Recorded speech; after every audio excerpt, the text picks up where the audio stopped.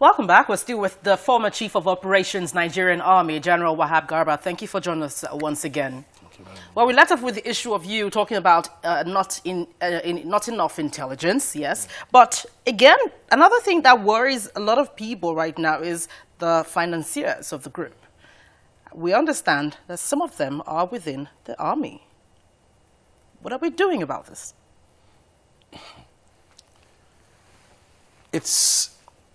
You cannot rule out a fifth columnist being you, in as much as you have human beings up to 3, 5. Somebody will always be the black sheep, as they call it. So that is not, it's not impossible. It might not be financial. It might be somebody releasing information, either knowingly or unknowingly.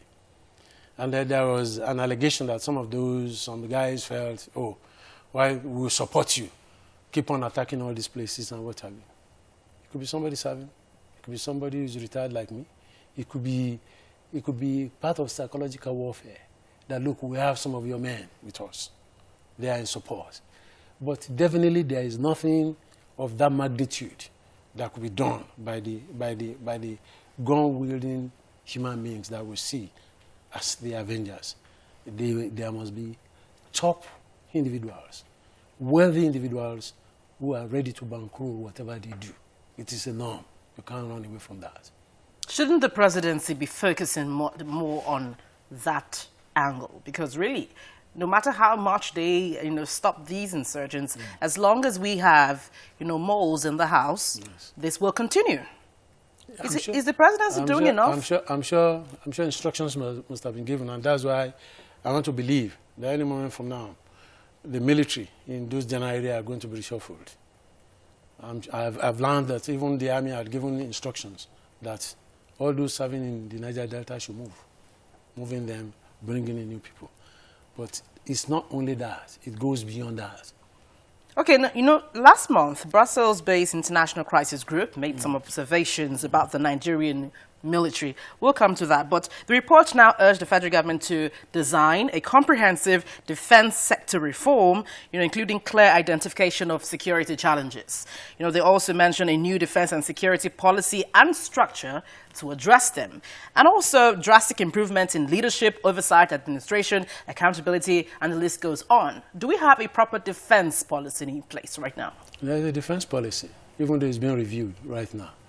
But you see, the problem from the beginning was you have a defense policy without a national security, either policy or strategy. So the defense policy was standing alone. The military woke up one day, General Abuja was the chief of defense staff. He came up and said, look, there is no defense policy. What we're doing is ROE, responsive offensive doctrine, ROD, responsive offensive doctrine. You respond to any challenges, you go out and attack, and that's the doctrine. It is not good enough. So the national defense policy came out, but it was a defense-led policy.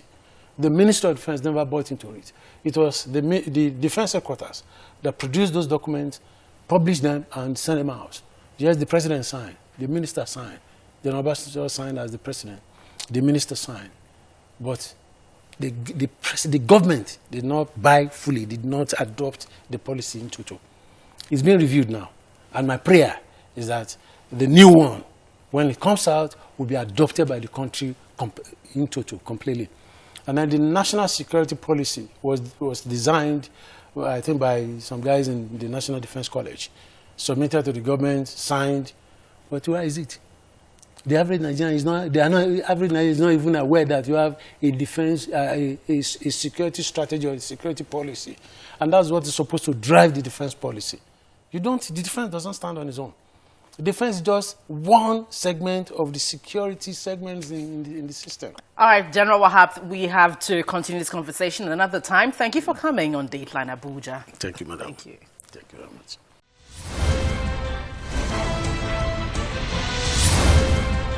Well, thank you for your mails as always. I'll take a couple of them right away. Let's begin with this one who comments on the interview I had last week with the Minister of Agriculture and Rural Development, Chief Audu Ogbe.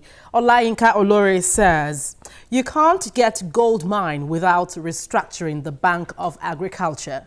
The maximum loan to farmers from the bank is 150,000 and it's at 12% interest rate. So how do you achieve gold mine with such loan on high interest? We should stop deceiving ourselves and be honest. Next is this one from Ihia Ichuku Alaribe, and it says, we all need to support the government to diversify the economy through agriculture. Government needs to come to the aid of farmers in the rural areas to teach them the latest in agriculture. Also, he says, government needs to improve the standards of our research institutes. Well, Tunji Jeboda is also saying now, I like the focus on the 2016 budget. Someone is asking the right questions. And now finally from Dublin, Northern Ireland, Taiwo Olarinwaju says, I like the minister's explanation for building the ranches. I was initially worried about the plan. Well, thank you for sending those comments. Keep sending your views using the address and Twitter handle on your screen. Let us know anything happening within your locality, especially if you're here in the nation's capital. Don't forget, you can view the program on youtube.com/channelsweb/videos. Please remember to include your name and where you're writing from. Thank you for watching this week. I'm Gloria Umezuke. See you again.